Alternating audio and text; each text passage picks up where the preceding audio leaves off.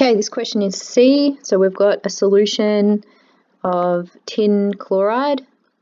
Okay, so we've got a solution of this in a, with zinc metal in it. So we're dealing with a zinc metal here, and our metal ions are the tin ions, and our chloride are our spectator ions. Okay, so we need to have a look at our table and locate these on our table here. So we've got the zinc solid equation there, and we've got our tin equation. We've got one here, but remember, if I circle that and that, that's obviously not going to work, is it? They're both reductants. And that actually gives you a clue of why we don't include the chloride either. So chlorides will have to act as a reductant, and it's not going to do that if it's the zinc metal present.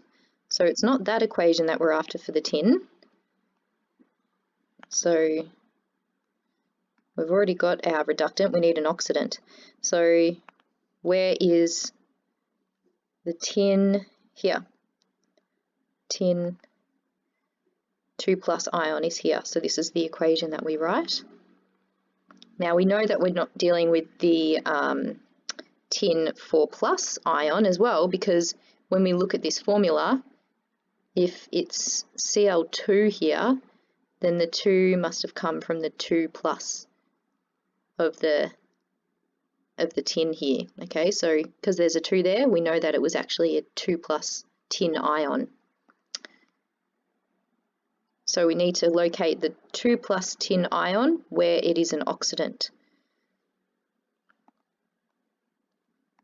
And that's what we've done there. Okay, so we need to write out those equations. So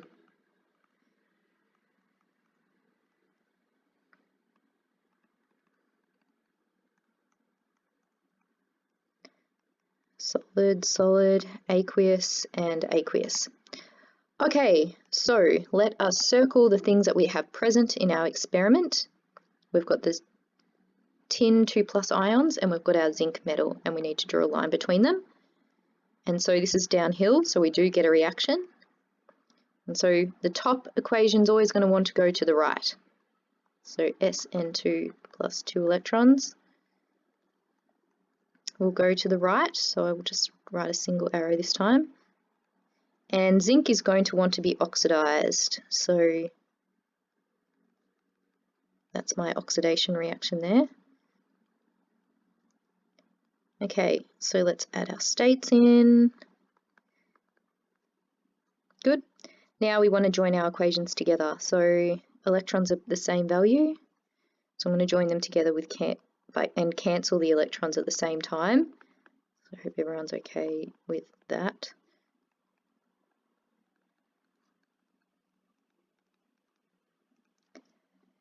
Okay, so that's our overall equation, okay?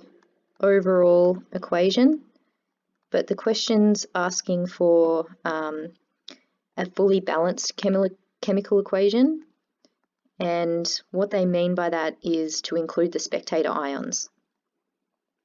So we had some Cl ions floating around, and we just need to pop them into our aqueous species. So if we've got Cl negative floating around, we've got one SN2+. How do we form ionic formula out of these two? We just bring those numbers down, so SN1, Cl2, so SnCl2, that's our aqueous species there, plus the zinc metal, and we've got the tin metal, and then we've got our zinc ions floating around now, and they're going to associate with the chloride ions that are still floating around. So again, zinc 2+ and chloride ions, how will they associate? 2 down to the Cl, so zinc Cl2 aqueous there.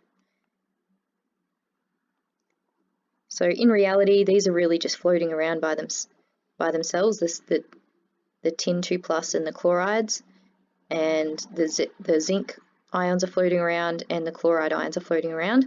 So that's why the chloride were spectators, because they're floating around here and they're floating around there. Now, unless we specify, we're happy with this overall equation. If we really want the spectators to be put back in, we will tell you, but that's how you do it.